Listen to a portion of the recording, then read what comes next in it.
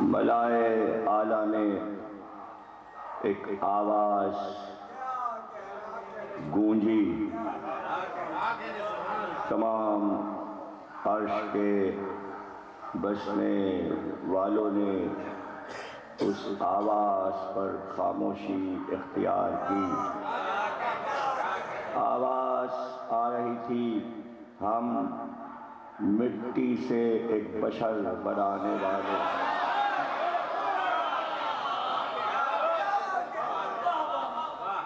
عرش کے بسنے والوں نے آواز سنی اور پھر سناٹا چھا گیا۔ 25,000 برس گزر گئے خاموشی کو، پھر کوئی آواز نہ آئی۔ 25,000 برس کے بعد پھر ایک آواز گونجی، جبریل جاؤ سرزمین نجف سے کچھ مٹی لاؤ۔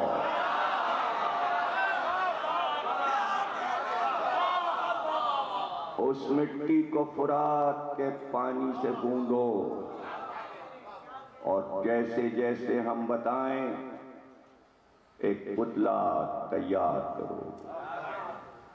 مٹی کا ایک پتلا تیار ہوا۔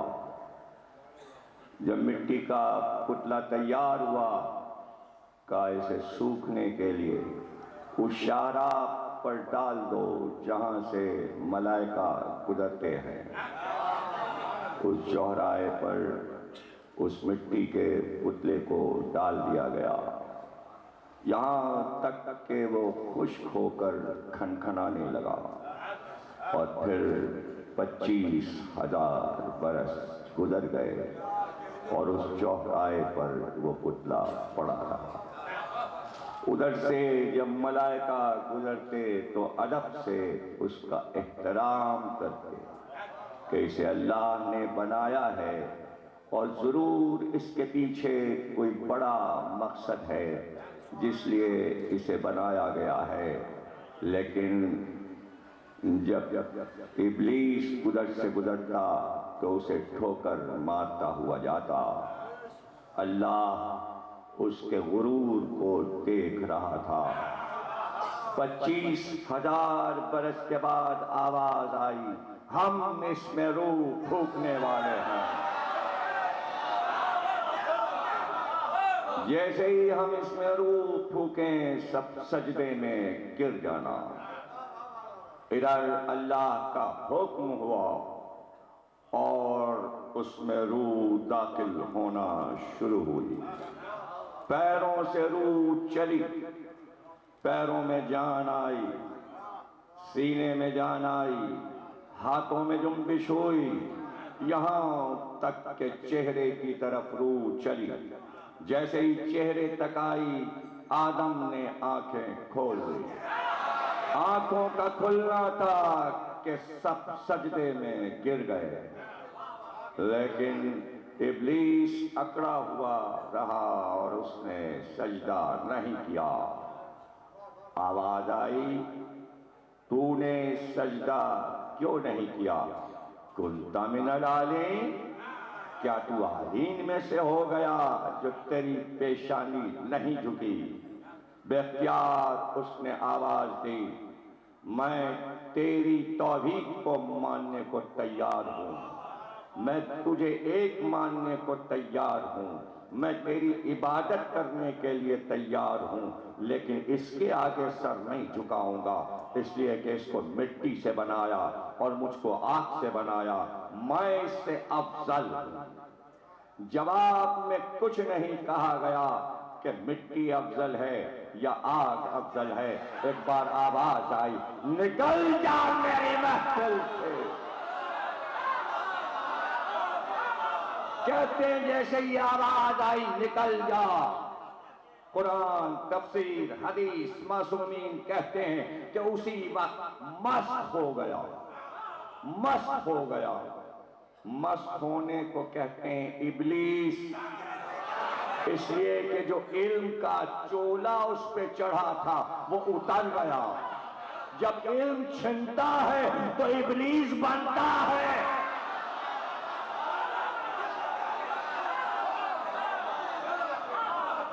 یا تو شیطان ہے، ہماری بارگاہ سے نکل جا۔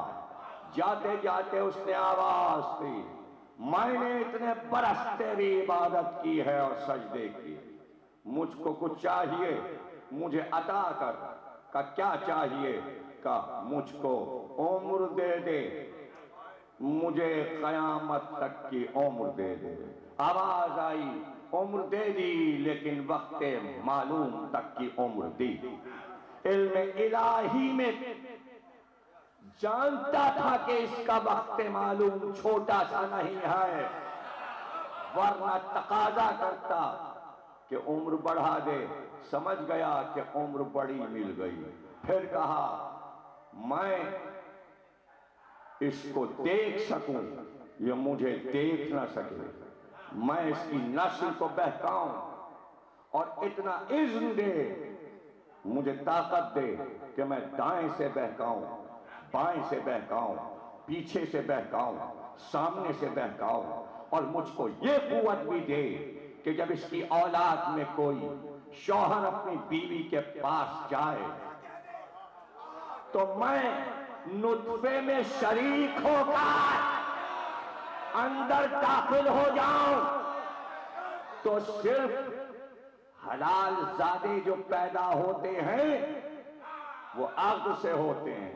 لوگ کہتے ہیں عقد ہوا ہے، اور پھر حرام زادہ کہاں سے آیا؟ ابلیس سمایا ہے تو یہ آیا ہے۔ قرآن میں آیت ہے، تفسیر میں یہ لکھا ہے جو میں نے کہا کہ نطفے میں شریک ہو جاتا ہے، تو صرف اپنے کو نہیں بچانا ہے، صرف اپنے کو نہیں بچانا ہے۔ اب وہ جملہ کیسے کہوں کیا بچانا ہے؟ انگریزی میں کہہ دوں جینس کو بچانا ہے، اس لیے کہ وہ تیار ہے، وہ تیار ہے۔ اور جہاں مجسم سما جائے پھر دائیں سے کیا آنا اور بائیں سے کیا آنا اور آگے سے کیا آنا اور پیچھے سے کیا آنا، اور بڑھتا جاتا ہے اور بے ادبی کرتا جاتا ہے، لیکن وہ ہے کہ اس سے بڑا صابر کون ہے؟ کون جانتا کہ اللہ بڑا صابر ہے؟ اگر حسین صبر کر کے نہ دکھاتے کہ اللہ کا صبر کیا ہے، اللہ کا صبر کیا ہے۔ بندے اللہ کی صفات بتاتے ہیں، اللہ بڑا سخی ہے، بنی ہاشم سخی نہ ہوتے تو اس کی سخاوت کیسے پتا چلتی؟ اللہ بڑا عالم ہے، اگر علی سلونی نہ کہتے تو کیسے پتا چلتا کہ وہ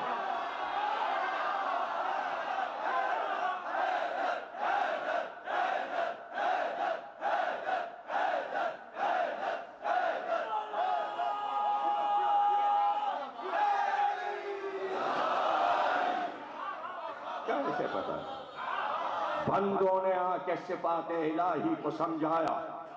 وہ کہتا ہے میں متکلم ہوں، جس چیز میں چاہے کلام پیدا کر دوں، جس چیز میں چاہے کلام پیدا کر دوں، دیوار میں کلام پیدا کر دوں، درخت سے کلام پیدا کر دوں۔ پتا کیسے چلتا؟ اگر محمد کے ہاتھ پر ذرے نہ بولتے کہ وہ متکلم ہے۔ وہ کہتا ہے میں حی ہوں، میں ہمیشہ سے تھا اور ہمیشہ زندہ رہوں گا، ہمیشہ سے تھا اور ہمیشہ رہوں گا۔ کیسے پتا چلتا وہ حی ہے اگر امام مہدی نہ ہوتے؟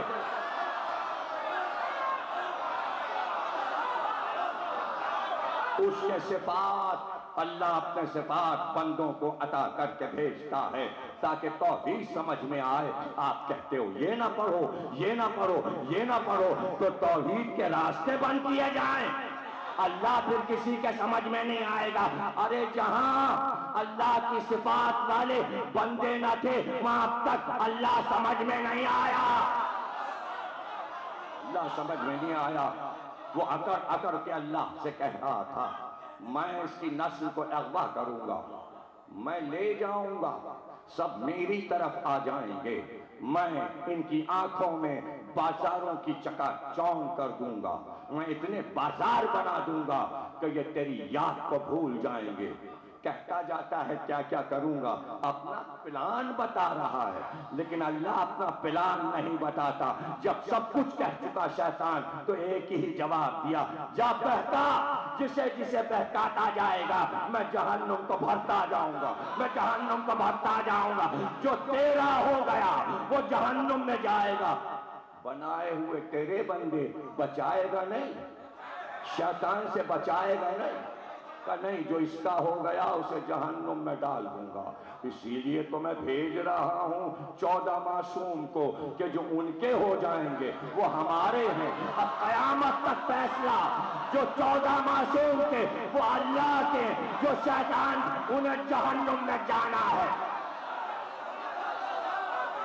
انہیں جہنم میں جانا ہے۔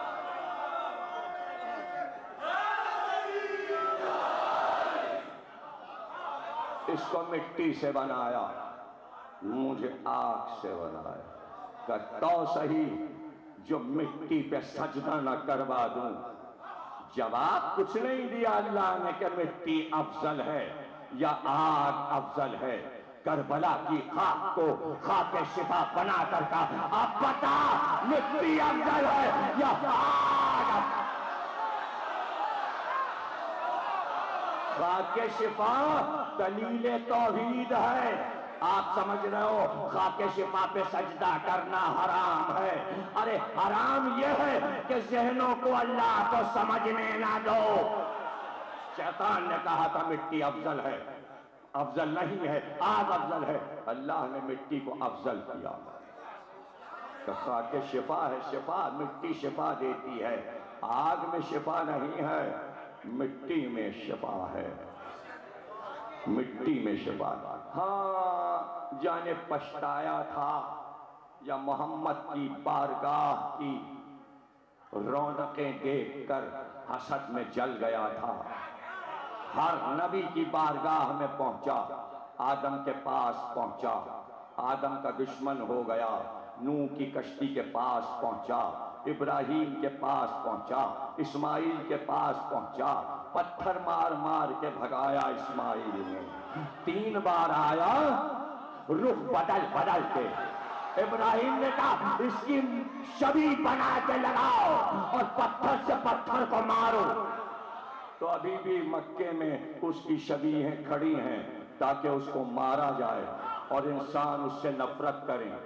نفرت کے لیے ضروری ہے کہ کوئی مجسمہ بنایا جائے اور اس سے نفرت کی جائے، تو نفرت کی جائے۔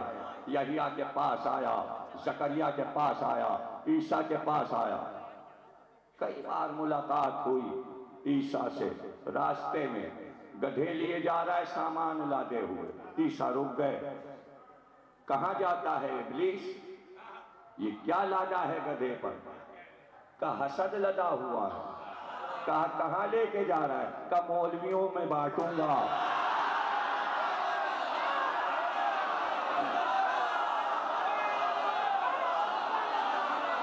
سب سے زیادہ حسد وہی ہے۔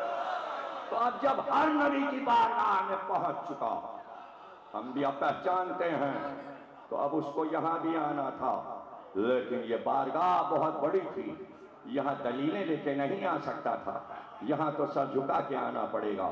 اب جو مسجد نبوی میں محمد کی بارگاہ میں آیا، سرکار نے دیکھا جلال کے عالم میں، کیوں آیا ہے؟ پہچان گئے، کیسے آیا ہے؟ کہ میں تو صرف اس لیے آیا ہوں کہ آپ آخری نبی ہیں، اس کے بعد تو کوئی نبی آئے گا نہیں۔ میں یہ کہنے کے لیے آیا ہوں کہ میں نے خطا کی اللہ کی بارگاہ میں، آدم کو سجدہ نہ کر کے میری خطا معاف کروا دیجئے۔ یوں آیا ہے، اس بہانے سے آیا، آنا تو تھا، آنا تو تھا۔ کچھ باہر کھڑے تھے، کچھ اندر بیٹھے تھے۔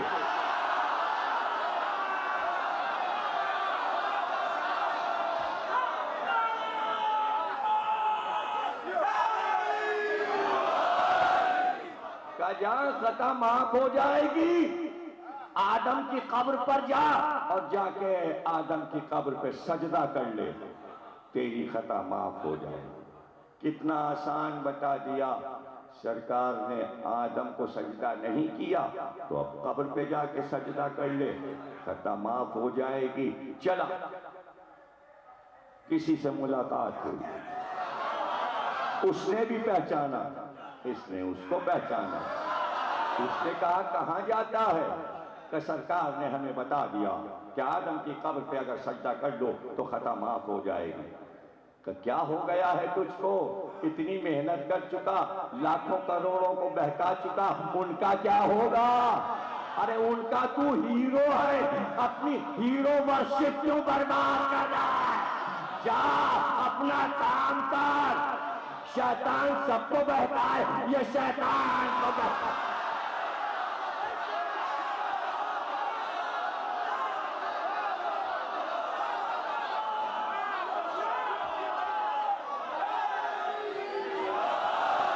وسوسے ڈالتا ہے، دلوں میں وسوسے ڈالتا ہے۔ وسواس قرآن کے سورے میں وسواس کا دلوں میں وسوسے ڈالتا ہے۔ جب تک ملائکہ اعلیٰ میں رہا، ملائکہ میں علم تو بانٹ رہا تھا، سکھا تو رہا تھا، دل میں وسوسے ڈال رہا تھا۔ ملائکہ بچتے تھے، آدم کی خلقت سے پہلے سب کا استاد تھا، ہر عرش پہ جاتا تھا، ہر جگہ اجازت تھی، لوح تک جاتا تھا، لوح کی تحریر پڑھتا تھا، اجازت تھی ہر جگہ جائے، جہاں فرشتے رکوع میں تھے، سجود میں تھے، تسبیح و تقدیس میں، ہر جگہ جاتا تھا۔ ایک ملک کے قریب سے گزر گیا، اس کے دل میں وسواس آ گیا، بس اتنا سا وسواس آ گیا، اس پورے عرش اعظم پر مجھ سے زیادہ عبادت کرنے والا کوئی فرشتہ نہیں۔ دل میں خیال آیا تھا کہ اللہ نے حکم دیا جبریل کو اس کو سزا دو۔ فطرس نے یہ کیسے سوچا؟ سوچنا بھی خطا ہے وہاں، یہ کیسے سوچا؟ یہ کیسے سوچا میں سب سے زیادہ عبادت گزار ہوں، اس کو سزا دو، اس کا ایک بازو توڑ دو، اس کا ڈینا توڑ دو، اس کا ایک طرف کا پر توڑ دو، اور توڑ کر اس کو ایک تاریک جزیرے میں، ایک کرے میں قید کر دو۔ جو تاریک کرہ ہے ہماری اس اتنی بڑی عالمین میں، پھینک دو اس کو، آج سے پھینک دو۔ فطرس کو پھینک دیا گیا اور قیدی بنا کر ایک اندھیرے کنویں میں ڈال دیا گیا۔ جب گرنے لگا تو جبریل کو پکارا، اخی جبریل، اے بھائی جبریل، یہ تو بتاؤ میرا گناہ کبھی معاف ہو سکتا ہے؟ جبریل نے کہا ہو جائے گا۔ کہا کب ہوگا؟ کہ جب قیامت کا دن آئے گا، حساب کتاب ہوگا تو تیرا معاملہ بھی پیش کر دیا جائے گا، پھر دیکھا جائے گا معبود کی بارگاہ میں کہ تیری خطا معاف ہو سکتی ہے یا نہیں۔ کہ جبریل میں اس تاریک جگہ پر یہ کیسے پہچانوں گا کہ قیامت آ گئی؟ کہ پریشان نہ ہو، جس دن آسمان کے سارے دروازے کھل جائیں اور آسمان کے ہر دروازے سے لاکھوں فرشتے اترنے لگیں پرے کے پرے، سمجھ جانا آج قیامت آ گئی۔ صدیاں گزرتی گئیں، آدم کا دور گزرا، وہ تاریک کرے میں رہا، نوح کا طوفان آیا، ابراہیم نے کعبہ بنایا، موسیٰ کی ہیبت ہوئی، عیسیٰ آئے، آسمان پہ گئے، ختمی مرتبت کا ظہور ہوا۔ ایک دن اس نے عرش کی طرف دیکھا تو سارے دروازے عرش کے کھل چکے تھے، عرش کے سارے دروازے کھل چکے تھے، اور ہر دروازے سے لاکھوں ملائک پرواز کرتے ہوئے اتر رہے تھے۔ صبح سے شام ہو گئی، فرشتے اترتے رہے، فرشتے اترتے رہے اور ایک جانب جاتے رہے۔ ایک بار اس نے دیکھا کہ کئی لاکھ فرشتوں کو لے کر جبریل امین پرواز کرتے ہوئے اسی سمت جا رہے ہیں۔ وہیں سے پکارا، جبریل کیا قیامت آ گئی؟ جبریل نے کہا کیسے جانا؟ کہ تمہیں نے تو کہا تھا جب عرش کے سارے دروازے کھل جائیں تو سمجھ جانا کہ قیامت کا دن آ گیا۔ آج تو عرش کے سارے دروازے کھل گئے اور فرشتے زمین کی طرف اتر رہے ہیں۔ جبریل نے کہا نہیں، ابھی قیامت نہیں آئی، یہ عرش کے دروازے تو اس لیے کھلے ہیں کہ نبی آخر کے یہاں نواسہ حسین پیدا ہوا ہے۔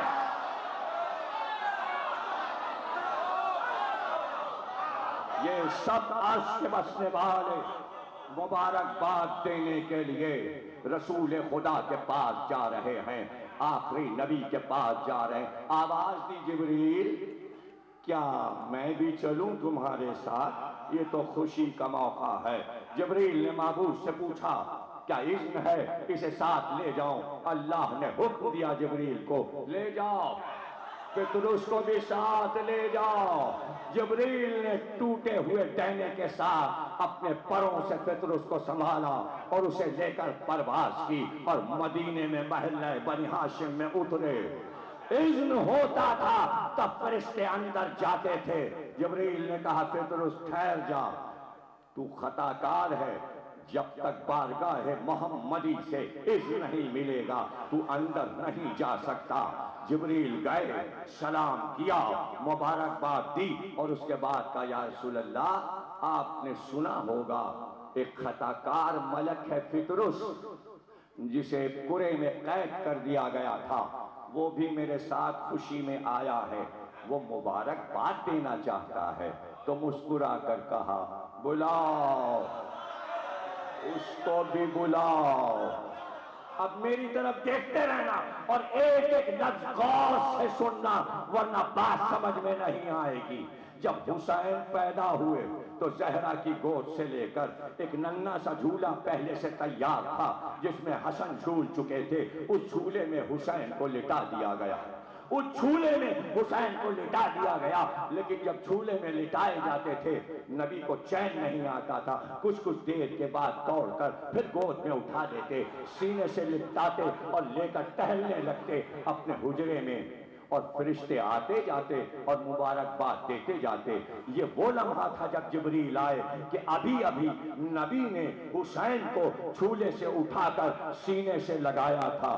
آنکھیں حسین کی بند تھیں اور خوشبو رسالت پا رہے تھے اور آرام کر رہے تھے اور نبی کی گود کی گرمی کو محسوس کر رہے تھے۔ ایسے میں نبی نے کہا بلاؤ پطرس کو، بلاؤ، تم سلامت رہو، حسین کے صدقے میں سلامت رہو۔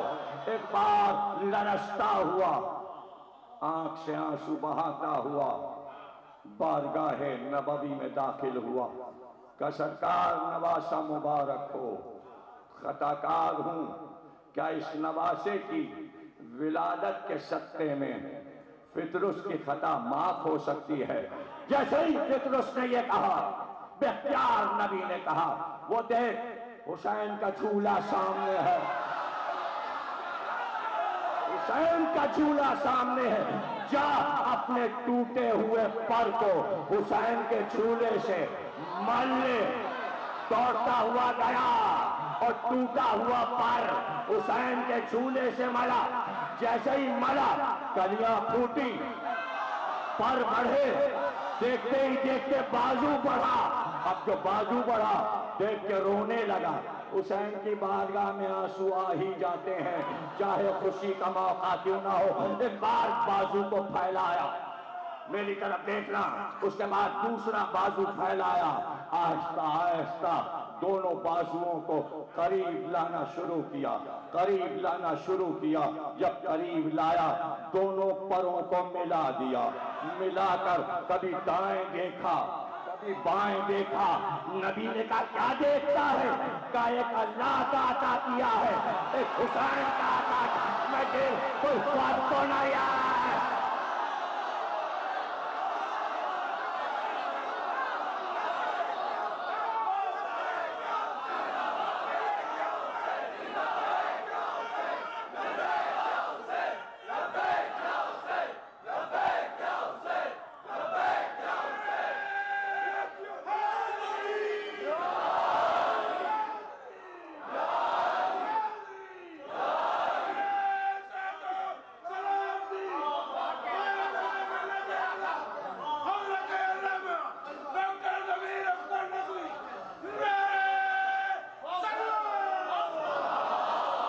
دیکھ رہا ہوں.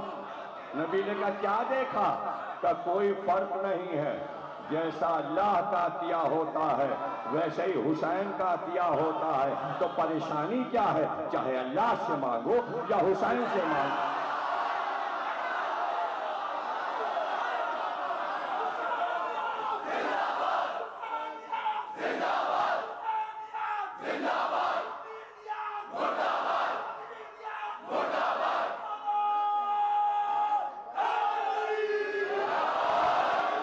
کوئی فرق نہیں پاتا. ایک بار اس نے اپنے نئے پر کو اور پرانے پر کو اٹھایا اور پروں کو پھیلایا. اب اس نے ارادہ کیا کہ پرواز کرے. جیسے ہی پرواز کیا، یہ کہتا ہوا ملائکہ کی صف سے چلا، میں آزاد کردہ حسین ہوں، میں آزاد کردہ حسین ہوں، میری خطا حسین نے معاف،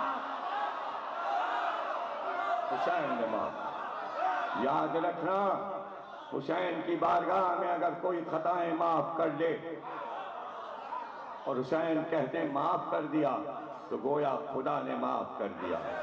وہ عالم نور کا واقعہ تھا، یہ مادیت کا واقعہ تھا کہ حر سے کہا جا، میں نے بھی معاف کیا، میرے خدا نے بھی معاف. حر نے کہا میں آزاد کردہ حسین ہوں. ارے جتنے حور ہیں وہ آئیں یہ کہتے ہوئے ہم آزاد کردہ حسین، ہم آزاد کردہ حسین ہیں. پطرس پرواز کر گیا. اب ہماری پرواز کہاں تک اور آپ کی پرواز کہاں تلک؟ اس لیے کہ پطرس نے پرواز کی ہے اذن حسین سے، تو آئیے سب اذن حسین لے کر ذہن کی پرواز کریں اور یہ پوچھیں ختمی مرتبہ گود میں حسین تھے، آپ نے یہ کیوں نہیں کہا پطرس سے آپ ٹوٹا ہوا پر حسین سے مس کر لے؟ یہ لکڑی کے جھولے میں کیا ہے؟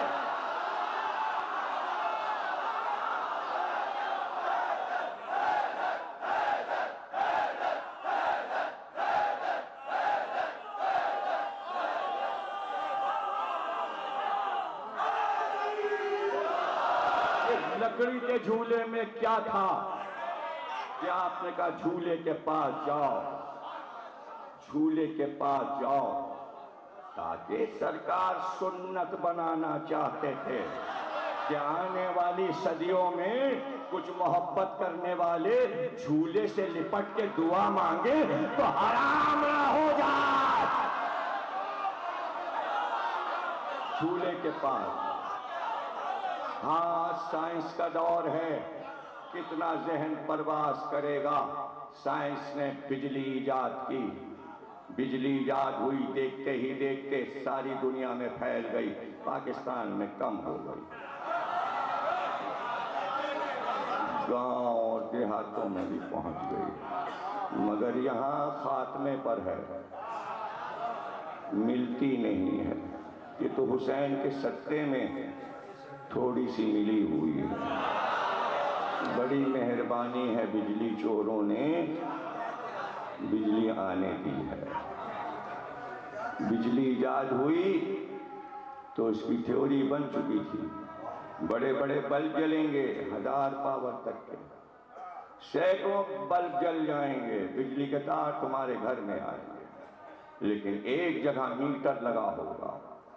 جب پاور ہاؤس سے بجلی چلے گی تو وہ اتنی مقدار میں ہوگی سڑک کے تاروں پر، موٹے موٹے تاروں پر، کہ وہ سب کچھ تباہ کر سکتی ہے.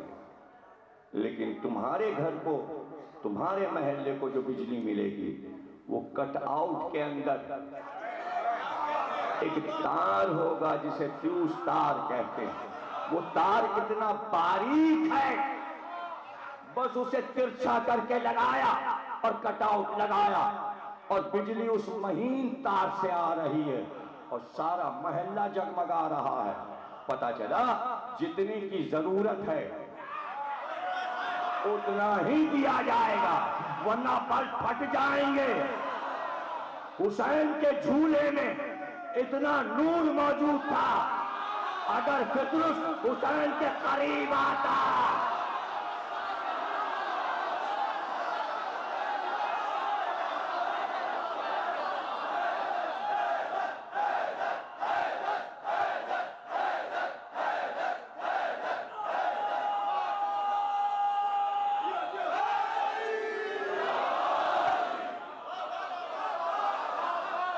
حسین کا جھولا، جھولا بنی ہاشم کے گھر میں بنتا تھا، بچے جھولے میں جھولتے تھے۔ لکڑی کے جھولے بنانے کی کیا ضرورت تھی؟ چادر کے جھولے کیوں بنائے گئے؟ قماد کیوں بنائے گئے؟ فاطمہ بنت اسد نے علی کا جھولا کیوں بنایا؟ ارے یہ بچے اتنے پیارے تھے کہ گھر کے بزرگوں کے ہاتھ جھولا بن جاتے تھے، پھر جھولے بنانے کی کیا ضرورت تھے؟ جب چاہتے تھے نبی اپنے ہاتھوں پر حسن اور حسین کو جھولاتے تھے۔ جب عباس ہوئے تو حسین کے ہاتھ پر جھولے، جب علی اکبر ہوئے تو حسین اور عباس کے ہاتھ پر جھولے۔ لیکن جھولے اس لیے بنائے گئے کہ ان معصوموں کی ایک یادگار رہ جائے، اس لیے کہ نہ یہ جوان ہوں گے نہ ان کی شادیاں ہوں گی، تو ان کی یادگار دنیا میں کیا چھوڑی جائے؟ رباب کا لال 6 مہینے کا تھا، اس کی کیا یادگار رہ جاتی؟ اس لیے حسین نے علی اصغر کا جھولا بنایا تھا، اور جب 28 رجب کو چلے تو ناقے پر علی اصغر کا جھولا رکھ دیا گیا۔ جھولا اس لیے رکھا گیا تاکہ رہتی دنیا تک اگر علی اصغر کی یاد آئے تو جھولا دے۔ نہیں، جھولا انسانیت کی پکار ہے، جھولا علی اصغر کا جھولا ظلم پر ایک تازیانے کا وار ہے، جھولا دنیا کی ماں کے دلوں کا ارمان ہے، جھولا انسانیت کو انسانیت کی راہ پر رکھنے کے لیے ایک شاہکار ہے۔ جھولا شبیہ ہے، نہ رہا علی اصغر کا جھولا، تاریخ میں رہا، خیمہ جلا تو جھولا بھی جل گیا، لیکن چاہنے والوں نے جھولے کی شبیہ بنا لی۔ اب آج سے محرم جہاں جہاں عزاداری ہے، گلی گلی کوچوں کوچوں سے جھولے نکل رہے ہیں۔ کیا شیعہ کیا سنی، کون جھولا لے کر نہیں آتا؟ اس جھولے کے پیچھے راز کیا ہے؟ جھولے نکل رہے ہیں عرصے سے، ایران میں، عراق میں، آذربائیجان کے جلوسوں میں۔ وہ نیا نیا آیا تھا سفیر کینیڈا سے، اور آذربائیجان کا سفیر بن کر آیا تھا، اس کے ساتھ اس کی بیوی بھی آئی تھی۔ اس نے خواہش کی کہ عاشور کا جلوس ہم بھی دیکھنے چلیں گے تاکہ ہم اپنا سفر نامہ لکھیں، تو اپنی ڈائری میں سب چیزیں نوٹ کر لیں۔ اپنے بچوں کو لیے ہوئے، اپنے نوکر چاکر لیے ہوئے، سفیر کی بیوی شاہراہ پہ کھڑی ہوئی، جلوس آنے لگا۔ وہ پوچھتی جاتی تھی یہ کیا ہے؟ بتانے والا بتاتا یہ علم ہے۔ اس نے پوچھا کیا ہے یہ؟ کہا یہ علمدار حسینی عباس علمدار جو پیاسے بچوں کے لیے پانی لینے گئے، یہ ان کا علم ہے۔ کہا یہ کیا ہے؟ کہا یہ تابوت ہے۔ کہا یہ جنازے کی نقل ہے۔ ایسے میں ایک ننھا سا جھولا آیا، اس عیسائی عورت نے پوچھا یہ کیا ہے؟ کہا یہ بچے کا جھولا ہے جس میں معصوم بچے کو لٹا کر سلاتے ہیں۔ کہا یہ کیوں ہے؟ کہا حسین کے لشکر میں ایک 6 مہینے کا بچہ بھی تھا، وہ جھولے میں ابھی جھول رہا تھا، ماں کا ارمان جھولے میں تھا۔ علی اصغر کے جھولے کی یہ شبیہ ہے۔ اس نے کہا مجھے بتاؤ پھر وہ بچہ کہاں ہے؟ بچہ کہاں گیا؟ کہا بچہ، واقعہ اس کے ساتھ یہ ہوا کہ وہ اپنی ماں رباب کا لال 3 دن سے پیاسا تھا، اور باپ نے چاہا کہ اسے پانی پلائے، ہاتھ